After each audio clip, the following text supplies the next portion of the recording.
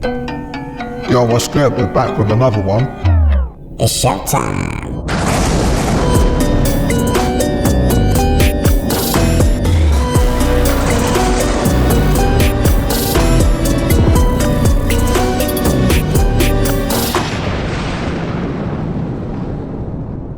Who would have thought that when you run numbers through that little formula, you get that shape?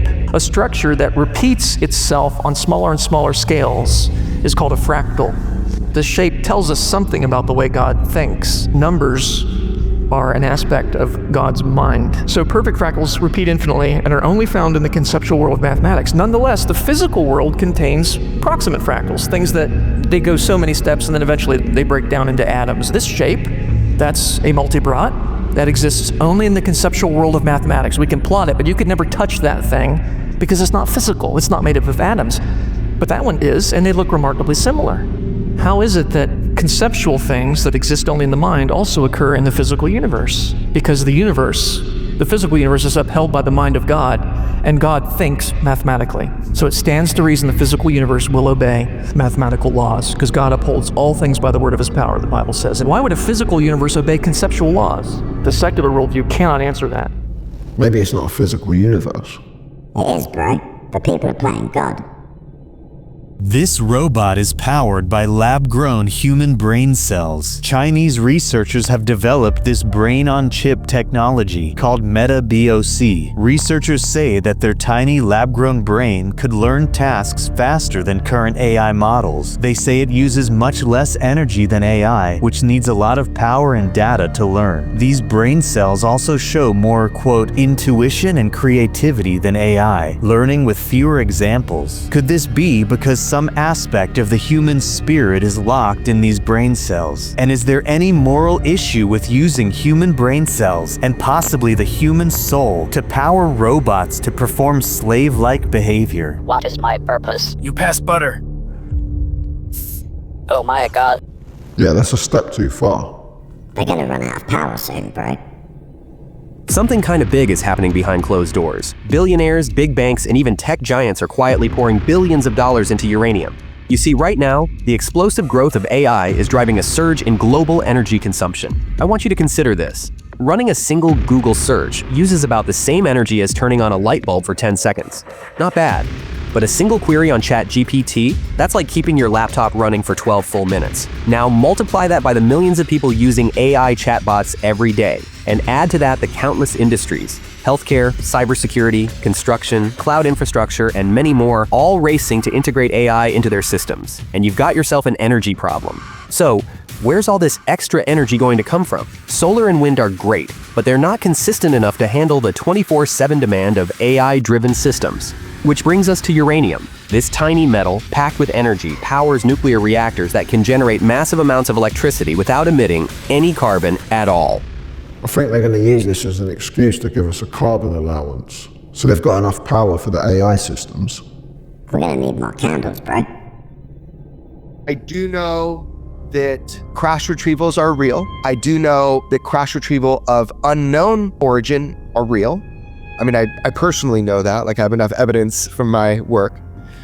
And that I do know that there are multiple programs to retrieve what they believe are NHI, non-human intelligence-made craft. So why wouldn't that be one? But that's as far as I got, right? I think what people need to now do is talk with the people that brought the story forward and look for origin of that footage and try to understand it better. So we get to the bottom of that.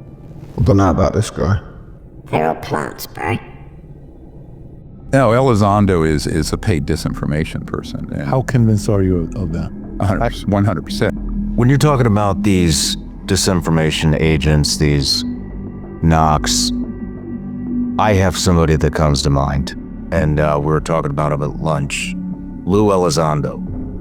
Is he one of them? Oh, of course. I mean, you know, as soon as he emerged on the stage, I had a very senior guy at CIA who's worked this issue since 1979 contact me about that problem. But remember, the only way that you can control at this point all this coming out because of what we have and what we're pushing forward through media is to control the narrative, the spin. So the people coming forward who get an all-access pass on to, say, 60 Minutes or something like that. Gray's a plant too, bro. He could be legit. I think he's just milking it. However much you think is sitting out there in the desert, it's 100 times more. You know, Ben Rich, you remember Ben Rich? He was the director, the president of the Lockheed Skunk Works. So the week he died, he had a conversation with a colleague of mine, James Goodall. And Jim Goodall is a very renowned aerospace historian and a mainstream author. And Ben Rich and he knew each other. So he called him up. He was very close to death, had cancer. And Ben Rich says he asks, well, what do you really have out there in the desert? And Ben Rich says, anything you can imagine, anything you've seen on Star Trek or Star Wars, we have it, we've already done it, it's out there in the desert. He says, but not Area 51. And he was talking about in the underground facilities connected to this. So what that opening is connects to a place called the Anthill, which is to the east out in the desert further, and goes underground through a series of bases. They're known as STIFs, subterranean facilities. Some people call them DUMBs, deep underground military bases. And they're connected with underground tunnels. I actually have in my archive the patent for the machine that made those tunnels that are made by various contractors like Bechtel Corporation and some others that I know. So those facilities have been studying in reverse engineering ET tech, alien tech, whatever you want to call it, for 70 years. They've also had trillions of dollars that the US government doesn't know has been going into that. And I will say, of all the scientists I've met in the world from any academic institution, the scientists that get picked out of high school or college working on this technology, this Raytheon triangle, they are the brightest, most accomplished scientists, highest IQ I've ever met, period. But you're not going to see them at MIT and Harvard. Now, why won't you? Where do they recruit them from? They identify them sometimes in early, through IQ tests and other special abilities and talents programs. And then, once they're identified, then they get kind of pulled over in that direction. And by the way, your top special forces guys that I know, like Jake Barber, very, very, very incredibly smart guy. He was identified as a specially gifted person as a young man. I think he's right about this. Even a broken clock's right twice a day, bro. Extraterrestrial life on planet Earth. One of the things you said in an interview, you talked about a conversation you had with a U.S. Admiral. They tell me something's moving at hundreds of miles an hour underwater, as large as a football field underwater. This was a documented case, and I have an Admiral telling me this stuff. What do you believe exists on Earth in terms of extraterrestrial life, and what have you seen proof of? Well, there's some things I've seen proof of that I can't discuss, and I've urged the White House to disclose these things. They spend hundreds of millions of dollars researching something, and then you have one group telling us they don't exist, and I have the best pilots in the world telling me, Tim, this thing was 14 feet from my canopy, and he went and he did this. And I've seen things that I wish the public could see. There's just a lot of unknowns. And again, they tell us they don't exist, but then they issue redacted reports, and they're still studying. Almost every one of our alphabet agencies has that. I don't see how there could be something that big underwater. They've been here for thousands of years, bro. And it concerns this because there's been very tiny amount of carbon dating on Malta. Hardly any. And archaeologists have found there's no evidence that any large population ever lived there. This place was clearly built for some sort of sacred purpose, and there is evidence that people made pilgrimages to Chaco Canyon. That's how they got there, and that the place was used as a site of pilgrimage, and as above, so below. It's locked into the summer solstice sunset and sunrise, the winter solstice sunset and sunrise, different buildings, the equinoxes. They're all tied up. There are alignments that extend over distances of tens of kilometers to other structures which are perfectly in line with a solstitial alignment. This was the work of an amazing astronomical culture. Would we have filmed elsewhere in America? Yes, but unfortunately archaeologists prevented us from doing so. Tell me more about that. Well, just as they denied us access to film at Serpent Mound in Ohio in the first season of Ancient Apocalypse, we'd made an episode about Serpent Mound anyway. We were able to do some filming from neighboring land, but we were specifically denied access in a written document that I have put online, which said that the reason that they were denying us access was because I was presenting the series. That's fucked up. They're probably gonna take him out, bro. Kelly Osbourne. Kelly Osbourne went from looking like this to looking like this. And I know a lot of you want to say that she has had surgery, but Kelly has not had surgery. Her mom has, but she has not. I know it's a shock because you're like, how did she go from this to this without any surgery? She has not had any surgery at all. Just apparently just some Botox. Quick Google search in the Google search bar. Has Kelly Osbourne had any facial surgeries? No, she has not. And she even told her fans, Kelly Osbourne has never had any effing plastic surgery. She's not opposed to it, she just hasn't had it. And I know a lot of you people fangirl over Hollywood and you fangirl over the 1%, but let me tell you what. She's been through the ringer. She wasn't protected by her parents either. The world will be shocked once they know the involvement of certain entities. Because I'm finding some pictures of Kelly that makes me go, that looks like a white party. And she does not look okay. And it seems that her and P. Diddy have a little bit of history, where when Kelly was 19, one of his security guards knocked her over at a table. P. Diddy came up, picked her up, said, "You don't wear enough diamonds." He ends up buying her a diamond bracelet. He gives the diamond bracelet to Kelly and she's flaunting it off. And then begins a conversation of if Kelly should date P. Diddy. Her mother Sharon said, wouldn't it be cool if Kelly went out with Puff Daddy and I was Puff Daddy's mother-in-law? I think they would be so cute together. But that's not the extent of it. Research the comments Sharon made to her 19-year-old daughter about P. Diddy's member, because that is like no surprise that certain things happen in Hollywood to very, very young, easily influenced people. They're all Satanists, bro. Can't believe how different she looks. What if I told you there is a place in Corelia where trees only grow to a certain point and then they literally start twisting and bending and growing back down or out, as if an invisible force is pushing on them? Oh, it gets weirder. In this area, it's called Mount Vadavara. The locals literally call it Death Mountain because there's practically no animals, no birds, and the water is uninhabited. I'm not done yet. The ancient Sami people were said to have worshipped it as a sacred site because it holds some sort of powerful energy. There are boulders balanced on tiny rocks, which all the scientists say were left behind when the glaciers melted. Come on. They say all of this was done when the glaciers melted. I don't think a glacier carved a perfect sphere. That's just my opinion. But these are called sides, and the Sami people say they represent nature or earth spirits.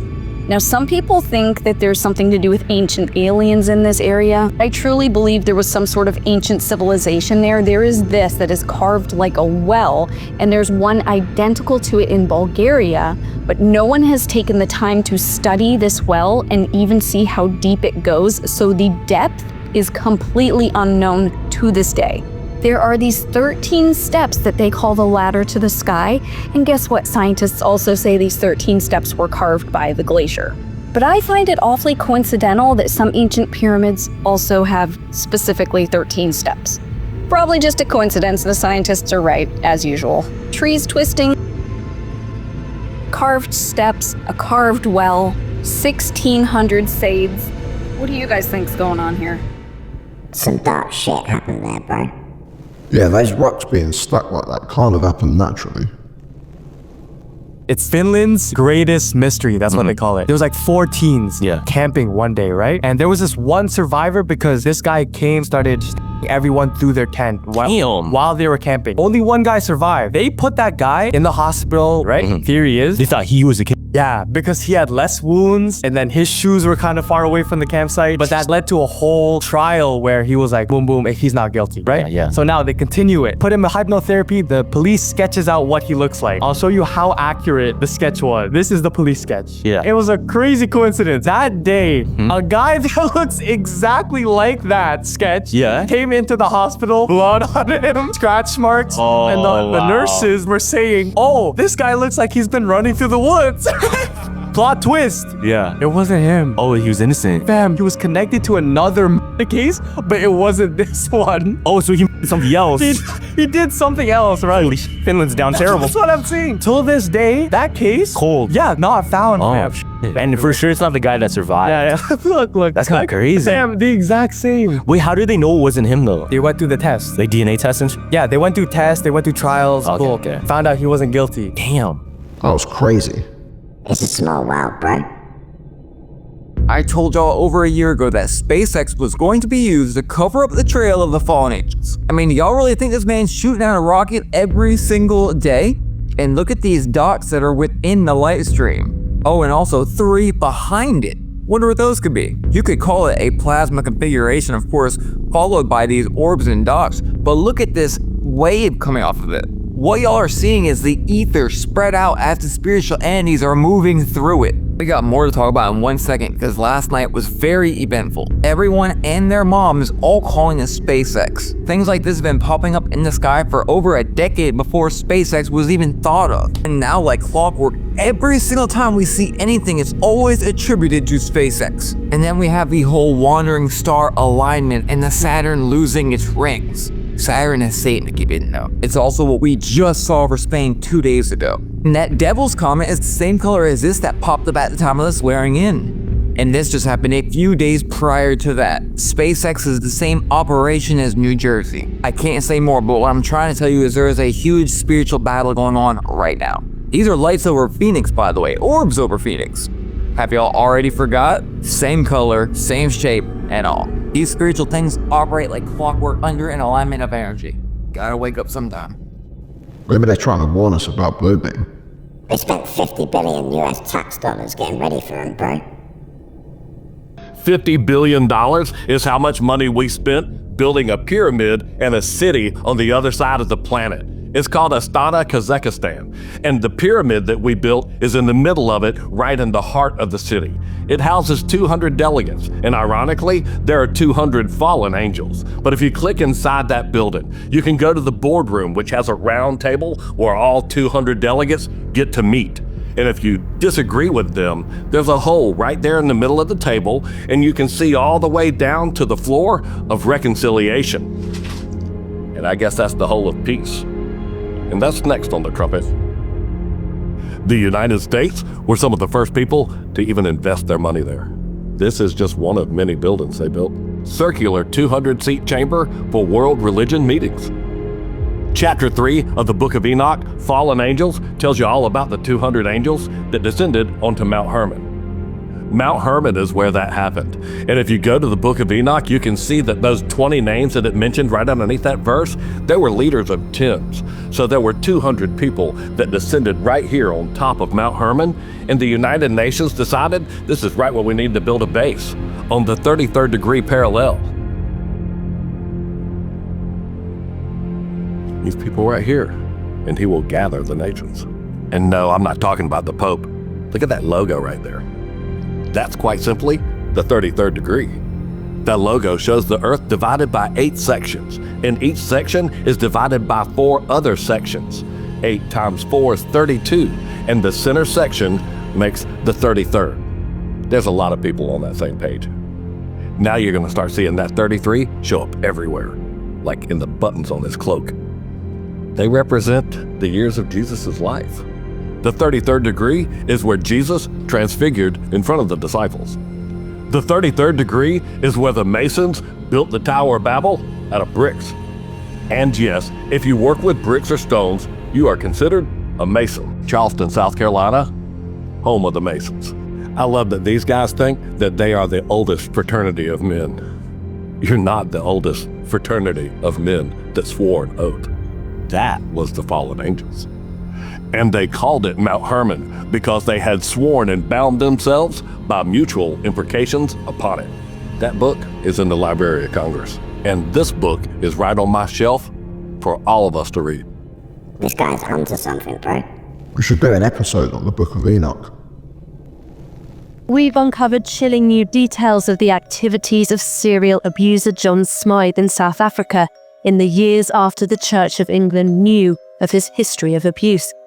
In these years, he could have been brought to justice. Instead, we've spoken to several young men Smyth met and mentored at a small evangelical church, then in their late 20s. All have asked us to keep their identities secret. He would insist on one-on-one showers at the squash club. Definitely felt uncomfortable.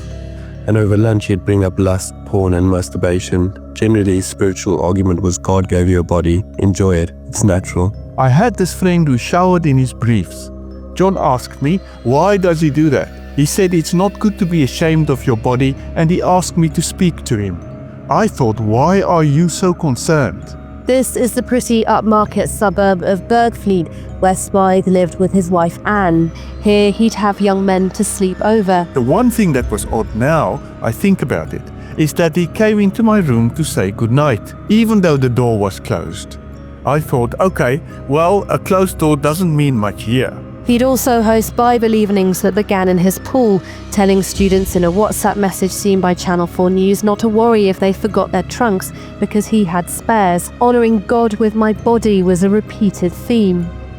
The topics will be around the theme of loving God with all our minds, souls and spirits, and honouring Him with our bodies, leading up to our annual camp.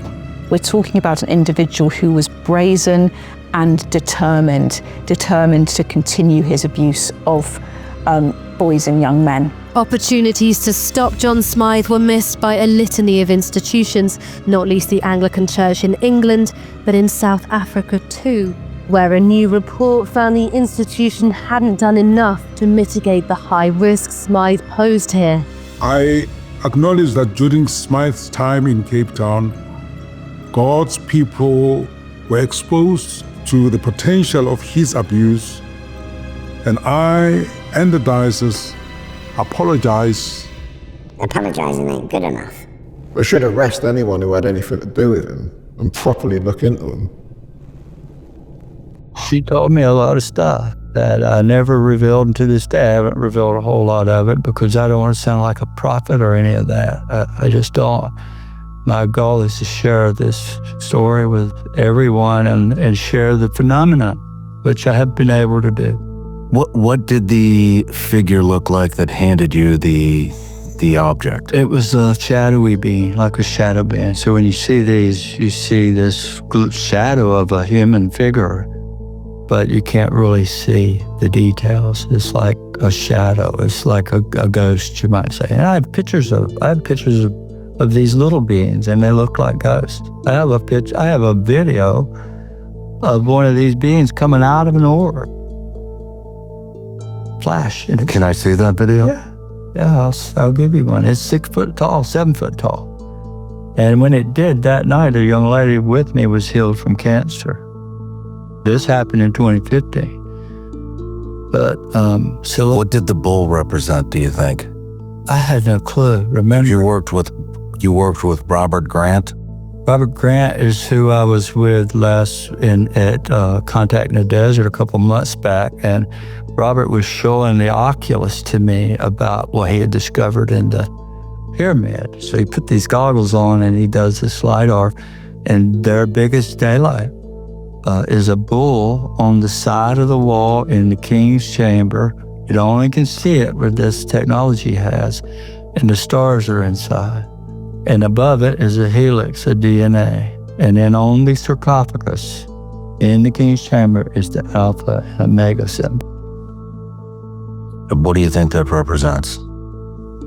Well, Alpha and Omega is God, the beginning and the end. The bull is the celestial bull. To me, the lady that came to me is the Holy Spirit. the breath of God, the wind, the Virgin Mary, Hathor, Demeter, Diana, her body. In every culture on every continent, they all have a mother figure. All of them, including the Egyptians. They believe in the Trinity. When you read the Egyptian stuff, it was, in the beginning, it was Pitta was the father, Met was the mother. And then they had, it changed to Ra, and then Hathor, and then Horus. It's just the divine Trinity. They have a triad. And I think that the lady, the women, the feminine was taken out of the equation by a bunch of men in 2,000 years ago and oppressed all the women, kicked them out, and said, you can't be in the church. It's a boys' club, right? And so from that point forward, the women have been oppressed. They're made to wear things over their face and head, and even up in the 60s and 70s. Me growing up, there was a great oppression on the women. But that's my belief. And, it doesn't matter in Christianity or in any religion. None of us really know. So, what's the goggles he's talking about? I'll find out, bro. If you guys know what they are, let us know in the comments. At what point were you asked to remote view this Stargate? Yeah, so that's a very interesting question. I was actually still doing those kind of random missions, and out of the blue, this person said back in the Second Gulf War, she was in Iraq, right? She saw many troops from different countries, and she also was privy to the removal of the Stargate. So she saw the Stargate being removed from the underground location of the summer palace of Saddam Hussein. For some reason, they knew about the Stargate's location. Saddam Hussein himself knew about the Stargate, and he knew about the people working with the Stargate. When the Stargate got removed from Iraq, this agent was involved in the shipment of that Stargate. Right. So she was working with the Americans, she was working with, I think the Bulgarians were even there too. There were also Italians there, French were there too. And so they sent off the Stargate in a crate, and they were trying to make it leave the country, and then it got out of hands, and the Stargate got stolen, and they lost track of it. She wasn't part of that program. She just knew that the Stargate got stolen. It could have been an inside job. It could have been someone else from the CIA that worked for another organization, and then that's how it disappeared. But for some reason, they tracked it down to Bulgaria. They just didn't know where in Bulgaria it was located. What I was told was that the Stargate was comprised or made of stones that came from the Earth core, and it was extracted by the Anunnaki. And so it was hard for me to comprehend and understand the whole thing. Right. But she explained that the Stargate was made of this very rare metal black stone with inscriptions on it, and that for some reason some pieces of the Stargate got removed before the Stargate got moved to Bulgaria. And I didn't know why, I didn't know who or anything about that at the time. What did you see? At first I was asked to remote view the Stargate, and I did. And when I looked at the Stargate, when I saw it, I was in direct contact with it. I could see it right in front of me. I also saw a white Draco reptilian with the Stargate, and behind him were soldiers in black uniforms. And there was no insignia, there was no names, nothing. And they were just there. I could not really picture the room itself. It looked pretty white in the background, but the Stargate was there. And it was standalone on a stand. It was not connected to anything. It was just a random piece of technology that was not being in use because they could not make it function. You think when you had that vision, was that like current, or was that from the past, or is that in the future? That was current. Current. Yes, it was live. Like I was seeing it. So you're seeing it live with the reptilian and the guys in tactical suits. That's correct. What else can you tell me more about the layout there? So I did mention that I was usually seeing events through someone else's eyes. Right. In this case, that was not the case. I was directly connecting to the Stargates as myself. So I was there, like my soul energy, whatever you want to call it, consciousness was there. And Bilocating, yes. And the reptilian was looking straight at me. Right. I was just like literally facing him, like right opposite him. And I guess that's how, he saw me. And he looks, I wasn't directly actually facing him, just maybe slightly on his right. So while he was looking straight at the time, then he moved his head slightly towards me to look at me. That's when I knew it was a direct eye contact.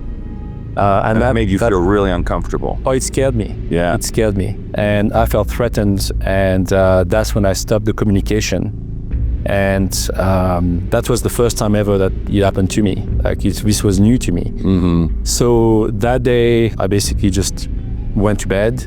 And then I woke up in the middle of the night and I had a nosebleed and I had a pounding headache. And I knew that my whole body was vibrating. And not in a good way. Like I was not. He was attacking you. He was attacking me, and I was not feeling good. Psionics. Yeah. The reptilians are coming, bro. But we'll have to save that for next time. Hold on, Ted, we're going to do this week's giveaway. Leave a comment on this video for a chance to win in our next episode. Let's do this, bro. Bang, bang. Rep. Pick something from our merch store and we'll send it straight out. A big thanks to everyone buying the merch and all our new channel members. You guys are keeping sponsors off of our content. Members get an extra episode every week, bro. And as always, thanks for watching. Remember to like, comment and subscribe. And we'll see you in the next one.